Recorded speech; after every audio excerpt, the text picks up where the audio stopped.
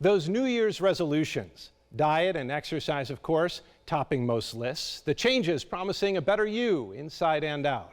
It's the out I want to touch upon for a moment. Last month we talked about the Mona Lisa, specifically the movie line that goes, "Hey, even the Mona Lisa's falling apart." That got us into the balance between the desire for preservation and the impermanence of life. I want to keep certain things while remaining aware there's a season for everything, hoping that'll encourage me to appreciate what I have while I have it and will help prepare me for eventual loss. Now, in that talk, I focused more on the material. Today, with diet and exercise top of mind, I want to apply this to how we look and how we feel. For many, change in this department is harder than change in any bank account, job, or home. Hence why many folks shell out good money for good looks. We do a lot of this because of how we want people to see us. Unfortunately, this effort can come at a cost.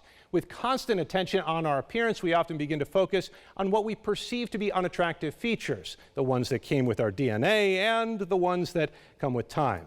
I remember a soap commercial where they had people list off their own most notable features and they all went to the negative. But when they had people list off the most notable features of others, they all went to the positive. Some overly broad strokes there, but I took the point. Folks don't always see the unappealing stuff that we see in the mirror. But I've since concluded that message did not go far enough. It addressed first impressions, but not how I see others after a few minutes, days, or years. For me, at least, a missing tooth or a scar or signs of age or whatever, that stuff disappears as I begin to see the person behind the skin. That's why my grandparents will always be among the most beautiful people I've known. I always saw them. Now, they made that easier because they let their bright spirit shine through, washing out the physical.